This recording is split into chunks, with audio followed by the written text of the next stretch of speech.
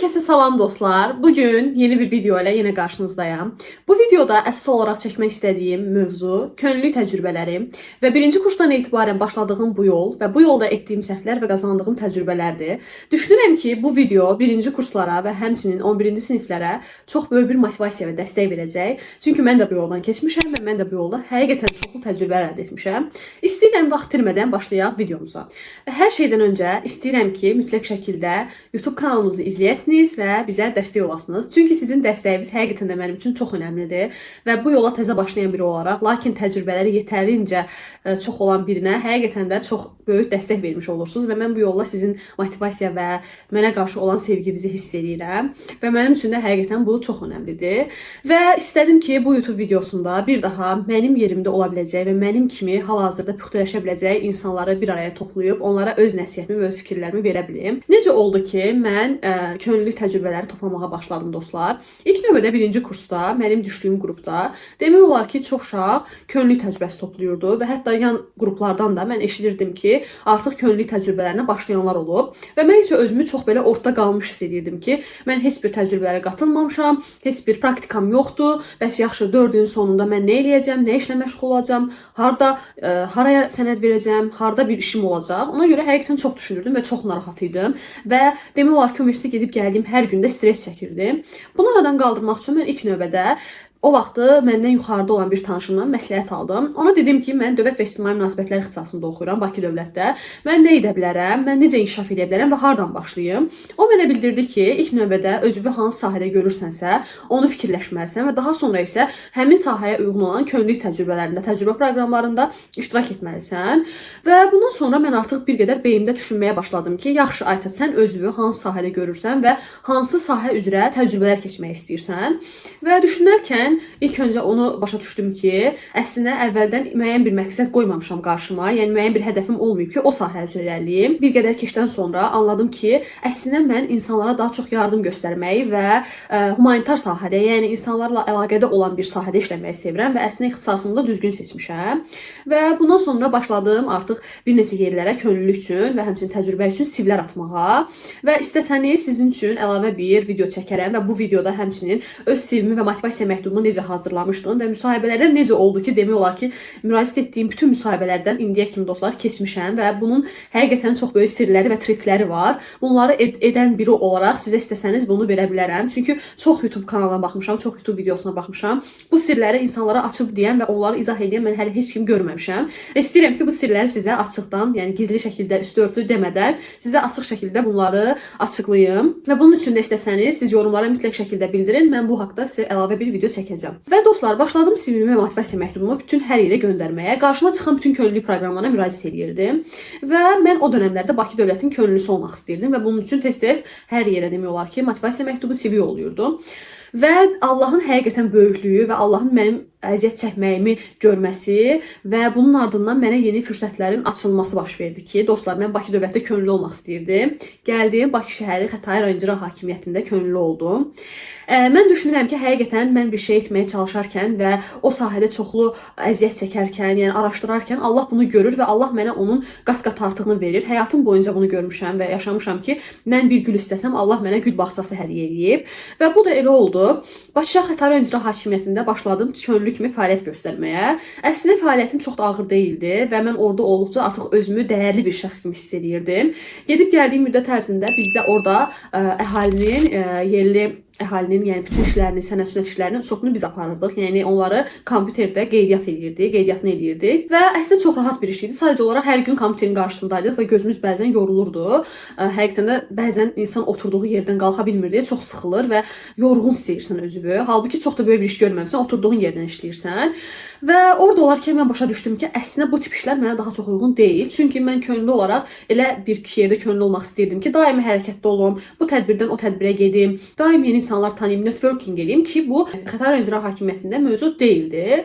Və ondan sonra artıq başladım bir qədər seçici olmağa və könüllülük təcrübələrimi seçərkən müəyyən qədər seçici olmağa çalışırdım. Və daha sonra isə mən artıq bu xüsusiyyətlərimi bildiyim üçün və nə istədiyimi bildiyim üçün başladım həmin istəyimə uyğun işlər axtarmağa, təcrübələr axtarmağa. Birinci kursun sonundan etibarən dostlar, artıq nə istədiyimi bildiyim üçün başladım başqa könüllülük təcrübələrinə müraciət etməyə. Məsəl üçün Cavan Gənclər Hərəkatında olmuşam. Həmçinin gənclərin maarifləndirilməsinə dəstək kimi təşkilatlarda oldum və bu təşkilatlarda olduğum müddət ərzində bir sıra layihələrdə, həmçinin tədbirlərdə iştirak etdim və bu tədbirlərdə iştirak etdikcə əslində özümün kim olduğumu və nə istədiyimi daha rahat başa düşməyə başladım.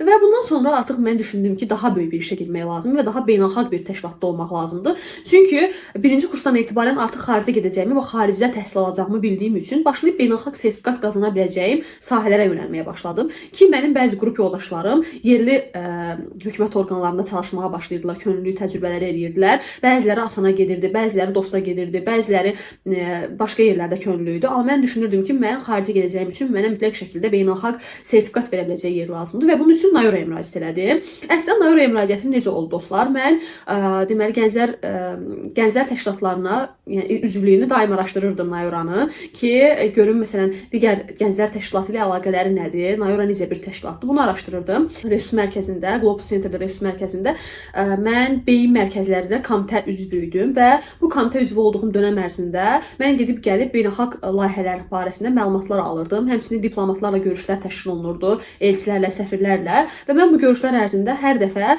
o resurs mərkəzinə gəzirdim və resurs mərkəzində əslində Nayoranın olduğu deməli bir yerdir və burada siz Nayoranın həmçinin başqa təşkilatların nümayəndələrini görə bilirsiniz, ofis işçilərini görə bilirsiniz. Və o dönəm ərzində əslində bir dostum dedi ki, bəs sən nəyə görə Nayoraya qoşulmursan? Niyə görə Nayoraya qoşulmaq istəmirsən? Əslində o zaman dedim ki, yəni mənim Nayoraya qoşulmağım heç vaxt ağlıma gəlməyib və bundan sonra başladım Nayoranı daha da dərindən araşdırmağa və gördüm ki, həqiqətən də mənə fayda verə biləcək və mənə necə deyim, inkişafıma müsbət təsir göstərə biləcək bir yerdir Nayora və həmçinin beynəlxalq sertifikat da qazana bilərəm. O zaman düşündüm ki, ay Tac, bunun nəyi sənin üçün pisdir? Gəl bura bir CV at. Və CV atdım dostlar. Atdığımız səhərsi günü məni müsahibəyə çağırdılar. Özümə düşündüm ki, yəqin ki məni seçməyəcəklər. Ona görə məni tez çağırıblar ki, başdan eləyib yola salsınlar. Və o günü müsahibəyə getdim və müsahibəyə getdiyim günü məndən 3 nəfər müsahibə götürdü. Biri qarşısında kompüterlə, digərləri isə yanında 2 nəfər oturmuşdu və daim mənə suallar verirlər, nəfəsimi kəsəcəklərinizə suallar verirlər və mən bunlara cavab verirəm və cavab verdikcə orada oturan şəxs yazır. Və dostlar, bu müsahibədən mən elə bir şəkildə çıxdım ki, dedim ki 100% ki keçməmişəm və məni çağırmayacaqlar. Evə getdim, səhərsi gün e-mailimi yoxladım, yuxudan duranda gördüm ki, mənə e-mail gəlib və e-maildə vurğulayıblar ki, siz artıq seçilmisiniz, qrup mərhələsinə, müsahibəsi mərhələsinə dəvət almısınız.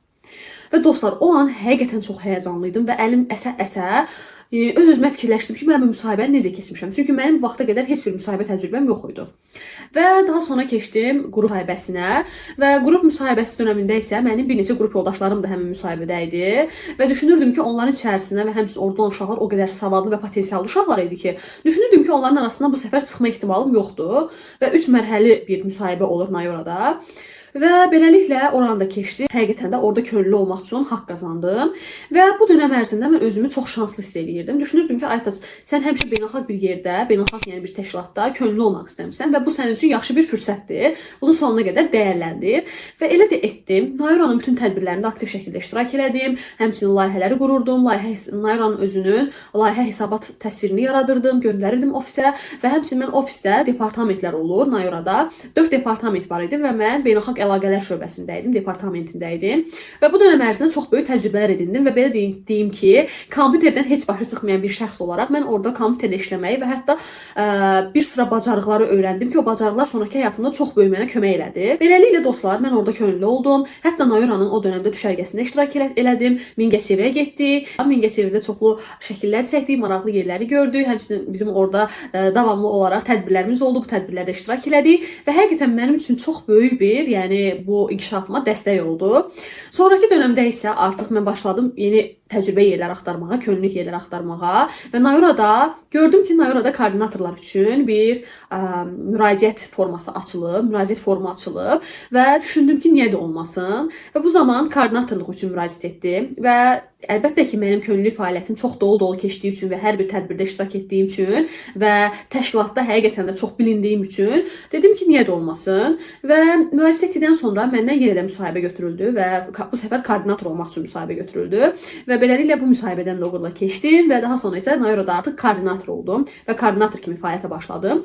Ümumi olaraq desəm 6 aylıq könüllülük fəaliyyətim olub və daha sonra isə 6 aylıq da koordinator kimi fəaliyyətim olub və Naurada 1 illik bir dolu-dolu bir fəaliyyətim olub. Həqiqətən də mənim üçün Nauranın yeri və Nauranın mənim inkişafıma verdiyi töhfə tamamilə başqadır və mən bütün təşkilatlardan həmişə Nauranı qəlbimdə fərqləndirirəm. Çünki mənə ilk qucaq açan və mənə həqiqətən ilk dəfə fürsətlər sunan bir yer olaraq mən Nauranı görürəm. Daha sonra Naura ilə bərabər olaraq mən istəyirdim ki, başqa yerlərdə könüllü təcrübələrim olsun və bunun üçün miqrasiyaya müraciət etmişdim. Miqrasiyada PR departamentində idim dostlar və öz ixtisasıma uyğun bir sahəni seçmişdim. Burada isə çox çətin bir işlər görmürdüm. Sadəcə olaraq gündəlik press releaselər, həmçinin postlar hazırlayırdım bayramlar üçün ki, miqrasiyanın şəkli olurdu və üzərində həmin bayramın simvolik əlamətləri və yaxud da sözlər yazılırdı. Bunu mən hazırlayırdım və belə-belə artıq başladım inkişaf etməyə və özümü daha yaxşı tanımlayırdım və daha yaxşı özümü başa düşürdüm ki, Aytaz artıq nə istəyir və Aytaz artıq harda olmaq istəyir. Və beləliklə artıq mən düşündüm ki, Aytaz daha uzun müddətli layihələrdə oldun, bəsdir, sən inkişafa yetərincə töhfə verdin.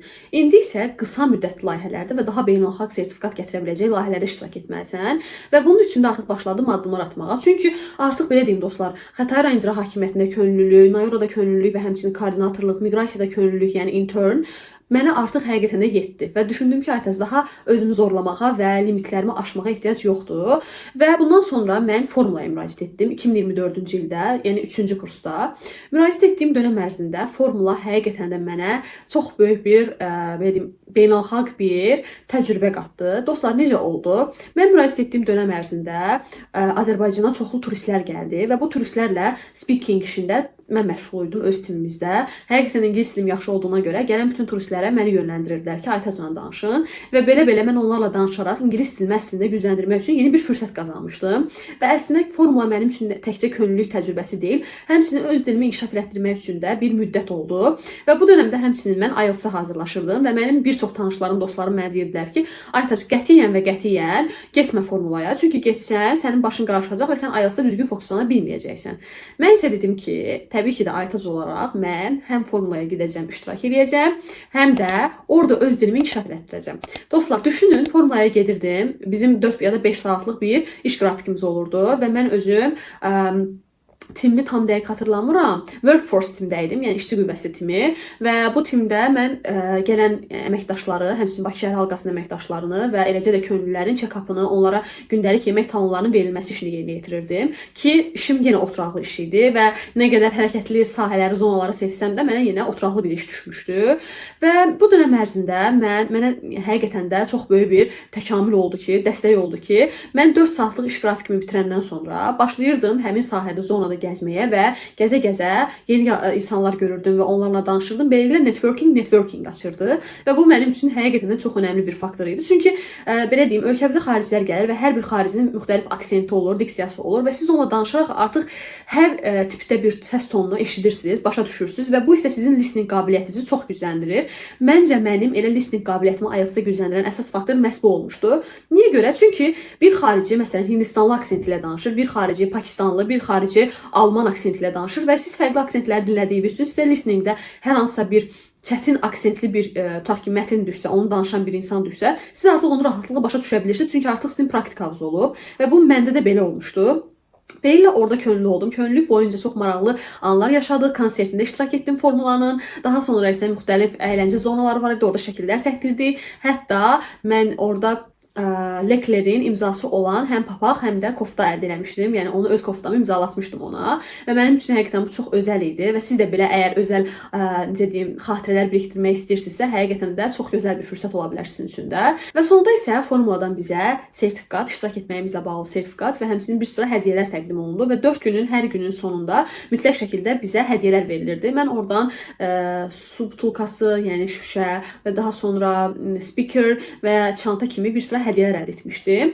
Və artıq formuladan sonra ölkəmizdə digər beynəlxalq layihə olan COP başladı və COP dövründə də mən yenə də müraciət etdim və həmçinin könüllü seçildim və COP-la formulanın demək olar ki, seçilmə müsahibə mərhələləri eyni idi. Birinci sizi çağırırdılar fərdi müsahibəyə. Fərdi müsahibədən keçsəz, qrup müsahibəsinə dəvət olunurdunuz. Qrup müsahibəsindən keçdikdən sonra isə artıq sizdə məkan təlimi olurdu və məkan təlimində artıq sizin düşdüyünüz zona və yer bəlli olurdu və siz artıq həmin yeri gəzməyə başlayırdınız. COP-da da eyni qaydada oldu və COP-dakı könüllü təcrübəm isə mənim üçün çox və çox önəmli bir period oldu, dövr oldu. Çünki mən bu dövrdə həqiqətən də çox gözəl dostluqlar birikdirdim və mənim üçün həqiqətən o insanların həqiqətən də çox böyük bir önəmi və həyatımda yeri var və biz onların hələ indi də əlaqəmiz var və danışırıq. COP dövründə isə mən Azərbaycan Dəmir Yollarına düşmüşdüm. Yəni o fəaliyyətim tamamilə oradaydı və 28-dəki filialındaydı və biz oradan gələn, yəni dəmir yolu vasitəsilə gələn bütün xarici qonaqları qarşılayıb onlara yolu göstərirdik və yaxud da hər hansı bir sualları olurdusa, ATM-lərlə bağlı və yaxud da parkinqlə bağlı onlara bunları izah edirdik və əslində yenə də burada işim xaricilərlə və həmçinin yerli əhalilə idi və daha çox xarici görürdüm mən. Çünki bizim olduğumuz yerə hər səhər saatlarında qatarlar gəlirdi və bu qatarların içərisində çoxlu turistlər olurdu və turistlərlə birbaşa əlaqə qurmaq üçün yenə də mən görevləndirilmişdim və hətta COP dövründə mən Azərbaycan Dəmir Yollarının ingilis dili üzrə diktoru olmuşdum və orada ingilis dilində səsləndirilən bütün səslərin hər birini mən səsləndirirdim. Bu da mənim üçün çox önəmli bir təcrübə idi. Çünki həyatım boyunca heç vaxt belə bir təcrübəni yaşamamışdım. Və daha sonra COP dönəmi bitdikdən sonra əslində 11 günlük ya 11 ya da 12 günlük təqribən belə bir fəaliyyətimiz oldu və bu dönəm ərzində yenə də bizə hər gün 20 manatlıq dəyərində Voltdan yemək üçün bizə pul ayrılırdı, kupon verilirdi və biz bu kuponu istifadə edərək istədiyimiz qidanı vura bilirdik və həmçinin hətta mən buradakı kuponlarımı birləşdirib toplayıb özümə və anama həmçinin hədiyyə almışdım və mənim üçün bu da çox dəyərli idi.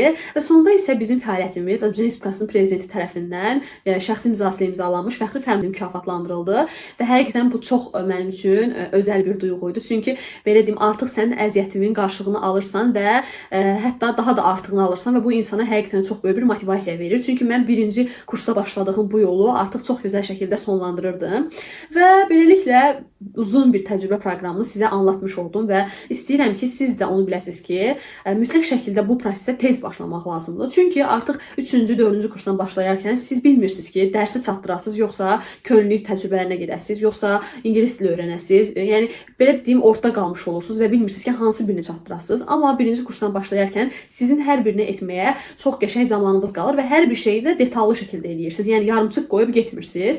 Hər bir şeyin sonuna çatırsınız və sonunda öz əziyyətinizin bəhrəsini görmək həqiqətən sizi daha da ruhlandırır və daha da yaxşı işlər ortaya qoyursunuz. Və buna görə də məsləhət bilirəm ki, mütləq şəkildə birinci kursdan və daha tez yəni yaşlardan bu proseslərə başlayın və çünki çox könüllü proqramda yaş məhdudiyyəti yoxdur və siz hətta 17-18 yaşından da etibarən artıq bu proseslərə başlaya bilirsiniz. Digər sizə bir məsləhətim ondan ibarətdir ki, mütləq şəkildə könüllü fəaliyyəti boyunca balanslı olmağa çalışın. Yəni əsas könüllü fəaliyyətinə fokuslanıb dərslərinizi və yaxud da digər vacib məsələləri kənarda qoymayın və xüsusən də xarici hazırlaşmaq istəyənlərə əsas məsləhətim ondan ibarətdir ki, çalışın ki, dil bacarıqlarınızı inkişaf elətdirin və daha sonra isə artıq bu tip könüllü proqramlarına qoşulun. Çünki siz dilinizi inkişaf elətdirsəz və bu tip könüllü proqramlarına qoşulsaz, artıq sizin önünüzdə hər hansı bir maneə